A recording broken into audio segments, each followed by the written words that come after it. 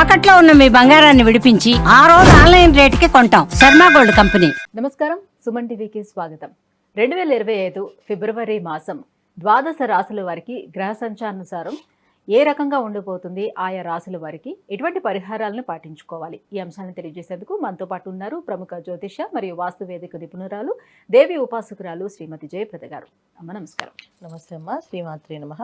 అమ్మ, ద్వాదశ రాశుల వారికి ఎలా ఉండబోతుంది ఫిబ్రవరి మాసం అంతా అని తెలుసుకునే ముందుగా గ్రహాల సంచారం ఎలా ఉంది, ఎలాంటి ఫలితాలను అందిస్తున్నాయో తెలియజేయండి. సో వచ్చే మాసం ఫిబ్రవరి మాసంలో అంటే ఏంటంటే మనకి మాఘమాసం సూర్య భగవాన్ ఒక మాసం అనమాట. సో రవి భగవాన్ ఒక బలం, రవి బలం చక్కగా అన్ని ద్వాదశ రాశుల వాళ్ళకి ఉండాలంటే మాఘమాసంలో చక్కగా పూజలు, వ్రతాలు, నోములు ఎవరెవరికి ఏ అవకాశం ఉంటే కొంచెం వదులుకోకుండా చేసుకుంటూ వెళితే ద్వాదశ రాశుల వాళ్ళు బయటపడతారు. ఎందుకంటే కొన్ని రాశులకి మంచి ఫలితాలు ఉన్నాయి, కొన్ని రాశులకి కాస్త మిశ్రమ ఫలితాలు ఉన్నాయి. సో ఈ మిశ్రమ ఫలితాలు ఉన్నవాళ్ళు, మంచి ఫలితాలు ఉన్నవాళ్ళు ఏ ఒక్క రోజు వదలకుండా చక్కగా ఈ మాసం అంతా, మాఘమాసం అంతా కొన మొదటి రోజు పాడ్యం నుంచి ప్రారంభమై అమావాస్య వరకు చాలా విశేషమైన రోజు అనమాట. సో ఏ రోజు ఏం చేసినా విశేషమే. అంటే మాఘమాసంలో ఆదివారాలు విశేషాలు, పౌర్ణమి విశేషం, అలాగని శనివారాలు, సోమవారాలు, మంగళవారాలు, బుధవారాలు అన్ని కూడా విశేషమైన రోజులే. ఏ రోజు ఏమేమి చేయాలి, చక్కగా ఏ కుదురుతారుగా ఎక్కువ చారిటీ డొనేషన్స్ చేసుకుంటూ వెళితే చాలా మంచి ఫలితాలు కనిపిస్తున్నాయి. అయితే ఈ ఫిబ్రవరి మాసంలో ఎవరెవరికి బాగున్నాయి, ఎవరికి బాగాలేదని ముందుకంటే గోచారంలో ఎవరెవరు ఏ గ్రహాలు ఎక్కడెక్కడ ఉన్నాయో చూద్దాం. వృషభ రాశిలో గురువు, మిథున రాశిలో కుజుడు, తర్వాత కన్యా రాశిలో కేతు ఉన్నారు, తర్వాత మనకి కుంభరాశిలో శని భగవానుడు, మకర రాశిలో రవి బుధులు, మీనరాశి రాహు శుక్రుడు. సో ఇలాగ మనకి గ్రహస్థితి అంతా గ్రహాలన్నీ ఇలా ఉన్నప్పటికీ ఏమేమవుతుందంటే ఇక్కడ ఎంత బ్రహ్మాండంగా మీనరాశిలో ఉచ్చస్థానంలో శుక్రుడు ఉన్నప్పుడు ఎన్ని భోగాలు, ఎన్ని యోగాలు ఇస్తారో, శుక్రుడితో పాటు రాహు ఉన్నారు కనుక అన్ని మాయలు, అన్ని మర్మాలు కనిపిస్తుంటాయి. అంటే మోసపోవడాలు కానీ, మోసగింపబడ్డాలు కానీ జరిగే అవకాశాలు ఎక్కువగా ఉన్నాయి కనుక జాగ్రత్తగా పరిహారాలు చూసుకుంటూ చేసుకుంటూ వెళితే ప్రతి పనిలోనే ఆలోచించి చేస్తే కనుక బయటపడతాం. లేకపోతే కాస్తంత ఇబ్బంది పడే అవకాశం కనిపిస్తుంది. జాగ్రత్తగా చూసుకుంటూ వెళ్ళాలి. సో మనకి మిథున రాశిలో కుజుడు అంటే ఏంటంటే జనరల్గా చాలా మందికి విచక్షణ అనేది కోల్పోవడం అనేది జరుగుతుంటుంది. ఎంత అగ్రెసివ్గా మారుతారంటే బుధుడు అంటే మిథున రాశిలో బుధుడు అధిపతి, ఆ రాశి అధిపతి. సో బుధుడు అంటే ఏంటి, మంచి తెలివితేటలు, మంచి బుద్ధి, జ్ఞానం, తెలిసిన వాళ్ళు, క్రియేటివిటీ బ్రహ్మాండంగా ఉంటుంది. అయితే ఇక్కడ కుజుడు రావడం వల్ల ఏంటంటే క్రియేటివిటీ, ఆలోచనలు అన్నీ కొంచెం ఎక్స్ట్రాడినరీగా పెరుగుతాయి. అయిపోవాలి, ఇప్పుడు అయిపోవాలి మరి అంటే విచక్షణ కోల్పోతారు. విచక్షణ అనేది కోల్పోయి వాళ్ళు చేయాల్సిన పని నాకు ఇప్పుడు కావాల్సింది, ఇప్పుడు అవ్వాల్సింది అని చెప్పి కొన్ని ప్రమాదాలకి, కొంత మనుషుల తత్వాలకి మారడానికి కారణము ఇదంతా కూడా కుజుడు కారకుడు కనుక. ఎన్ని రోజుల వరకు ఉంటాడు మేడం కుజుడు? చాలా రోజులు ఉంటారు. ఫిబ్రవరి మాసం అంతా మిథున రాశిలోనే ఉంటున్నాడు ఆయన. సో అందుకని ఆయన ఆల్రెడీ వచ్చేసి మిథున రాశిలోనే ఉన్నారు ఆయన. జనవరి 20 నుంచి మారిపోయి మిథున రాశిలో ఉంటున్నారు ఆయన. దానివల్ల ఏంటంటే జాగ్రత్తగా ఉండడం, మెయిన్ వాహనాలు నడిపినప్పుడు జాగ్రత్తగా ఉండడం, బయటికి వెళ్ళేటప్పుడు మంచి శుభశకనాలు చూసుకుని వెళ్ళడం చాలా ముఖ్యమైన అవసరం అందరికీ. ద్వాదశ రాశులు అందరికీ కూడా ఈ జాగ్రత్తగా చూసుకుంటూ ఆచితూచి వెళ్తూ ఉంటే ఏ ఒక్కరికి ఏ ప్రమాదం జరగకుండా క్షేమంగా ఇంటికి వస్తుంటారు. ఇది చూసుకోవాల్సింది. అమ్మ, ఈ ఫిబ్రవరి మాసం ధనుసు రాశి వారికి మరి ఎలా ఉండబోతుంది? వీళ్ళకి ఏ గ్రహాలు అనుకూలంగా ఉన్నాయి, ఏ గ్రహాలు ప్రతికూలంగా ఉన్నాయి, ఎలాంటి ఫలితాలు అందిస్తున్నాయి? తప్పకుండా ధనుసు రాశి వాళ్ళకి చాలా అనుకూలంగానే ఉంది ఈ మాసం అంతా. ఎందుకంటే ప్రతి శుభకార్యాల్లో పాల్గొంటారు, శుభకార్యాలు జరిగే అవకాశం ఉంది, ఇంట్లో శుభకార్యాలు జరుగుతాయి, అంత శుభకార్యాలు వీళ్ళు జరిపిస్తారు.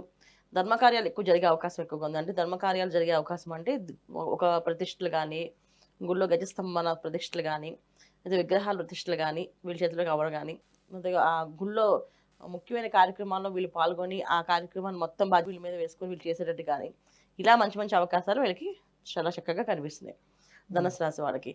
ముఖ్యంగా విద్యార్థులకి అయితే చాలా మంచి ర్యాంకులతో పాస్ అయ్యే అవకాశం కనిపిస్తుంది. సో ఉన్నత స్థానాల్లో ఏదైతే అంటే యూపీఎస్, ఐపీఎస్, ఐఏఎస్ ఇవైతే చదువుదాం అనుకున్న వాళ్ళకి మంచి ఫలితాలు కనిపిస్తున్నాయి. తర్వాత వ్యాపారస్తులకి వ్యాపార అభివృద్ధి బాగుంటుంది. తర్వాత కొత్త వ్యాపారాలు చేసే వాళ్ళకి, ప్రారంభం చేద్దాం అనుకున్న వాళ్ళకి చాలా అనుకూలత. వీళ్ళు ఎక్కువ పార్ట్నర్షిప్స్ బాగా అనుకూలంగా కనిపిస్తున్నాయి. అంటే వీళ్ళు ఒక్కలే కాకుండా ఎవరైనా వీళ్ళకి తోడై వాళ్ళ జత అయ్యి వీళ్ళతో వ్యాపారం మొదలు పెడితే అది బ్రహ్మాండంగా రాణింపు అనేది ఉంది ఈ మాసంలో వీళ్ళకి. అంటే తృతీయ స్థానంలో ఉన్నటువంటి శని వ్యాపారానికి బాగా అనుకూలిస్తాడంటారా? అలా కాదు, వీళ్ళకి చతుర్థ స్థానంలో శుక్ర రాహువులు. దానివల్ల ఏంటంటే శుక్ర రాహువులు ఉండడం వల్ల కుటుంబంలో వాళ్ళే స్నేహితులు, బంధువులు, దగ్గర వాళ్ళు వీళ్ళందరూ కాస్త ఏంటంటే కలిసి చేద్దాం, మేము కూడా హెల్ప్ చేస్తాం, మేము కూడా పెట్టుబడి పెడతాం. సో క్రియేటివిటీ వీళ్ళదైతే, ధనం వాళ్ళది. అలా అంటే చాలా మందికి ధనుసు రాశి వాళ్ళకి డబ్బు ఏమి ఉండకపోవచ్చు. వ్యాపారం ఎలా చేస్తాం అని అనుకుంటే, వ్యాపారం చేయడానికి డబ్బు ఒకరు తీసుకొస్తే ఆలోచన వీళ్ళది పెడితే వ్యాపారం జరుగుతుంది. జరిగే అవకాశాలు, అలాంటి అవకాశాలు ఇంట్లో వాళ్ళతోటి, దగ్గర వాళ్ళతోటి, స్నేహితులతో జరిగే అవకాశం ఎక్కువగా కనిపిస్తుంది ఈ మాసంలో. సో అంటే ఆకస్మిక ధన లాభం అంటాం కదా, ఆకస్మికంగా జరిగే ధన లాభాలు అనేసి అలాంటి లాభాలు అనేవి వస్తాయి. తర్వాత ఏమైనా ఆస్తులు ఏమైనా ఉంటే వీళ్ళకి ఆ ఆస్తులు అనేది కూడా వీళ్ళకి వచ్చే అవకాశం ఉంది. అంటే వీళ్ళ తరఫున ఆస్తి వస్తుందని కోర్టులో గొడవలు ఉండి, కేసులు ఉండి, ఇబ్బందులు ఉండి, అవి వస్తూ రాదో వదిలేసుకున్న వాళ్ళకున్న వాళ్ళకి తీర్పు అనుకూలంగా వచ్చి ఆ ఆస్తి వచ్చే అవకాశం ఉంది. సో ధనం చేతికి వచ్చే అవకాశం కనిపిస్తుంది ధనుసు రాశి వాళ్ళకి. ధనం రావచ్చు, వాహనం ఉంది, గృహ యోగం, ఇవన్నీ యోగాలు కనిపిస్తాయి కదా, ధనుసు రాశి వాళ్ళకి బాగుంది. సో ఇవన్నీ బాగున్నప్పటికీ వీళ్ళకి మెయిన్ అన్నిటికంటే ఏంటంటే ఆరోగ్యం కాస్త ఇబ్బంది పెడుతున్నప్పుడు మిగతా అన్నీ బాగున్నాయి. రవి బుధులు ఇద్దరు అనుకూలంగా లేరు, దానివల్ల కాస్తంత ఇబ్బందులు, అనారోగ్య సమస్యలు, కాస్త డబ్బు ఎక్కువగా ఖర్చు అవ్వడము, ₹1 ప్లేస్లో ₹10 పెట్టి ఖర్చు పెట్టడం, ఇలాంటివి జరిగే అవకాశాలు ఎక్కువగా ఉన్నాయి. దాన్ని కొంచెం కంట్రోల్ పెట్టుకోవడం, కొంచెం చూసుకోవడం చాలా ముఖ్యం. మరి ఇంకా ఎలాంటి పరిహారాలని పాటించుకోవాలి వీటన్నిటి నుంచి బయటపడేందుకు వీళ్ళు?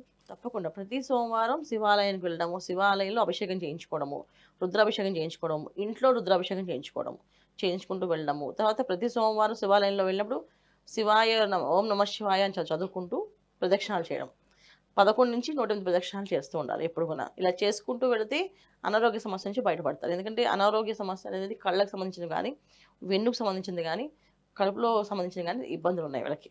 సో ఇలాంటి ప్రాబ్లమ్స్ ఉన్నాయి కనుక అవి చిన్నవి రావచ్చు, పెద్దవి రావచ్చు, చెప్పలేం. సో ఇలాంటి ఇబ్బంది నుంచి బయటపడతారు మెయిన్ ఇవి చేసుకుంటూ వెళ్తే. వచ్చేది మాఘమాసం కనుక ఆదివారాలు చక్కగా సూర్య నమస్కారం చేసుకొని, సూర్య ఆరాధన చేసుకుంటూ ఆరోగ్యం బాగుపడుతుంది. తర్వాత పొద్దున్నే నిద్ర లేవాలి వీళ్ళు. సూర్యోదయం పూర్వం నిద్ర లేచి సూర్య నమస్కారం చేస్తే ఇంకా మంచి ఫలితాలు, మెరుగైన ఫలితాలు కనిపిస్తున్నాయి. ఇవి చేసుకుంటూ వెళ్ళాలి వీళ్ళు. అమ్మ, ధనుసు రాశి వారికి ఫిబ్రవరి మాసం ఎలా ఉండబోతుంది, ఎలాంటి పరిహారాన్ని పాటించాలి, విషయం తెలియజేసినందుకు ధన్యవాదాలు. నమస్తే అమ్మ. శ్రీమాత్రే నమః.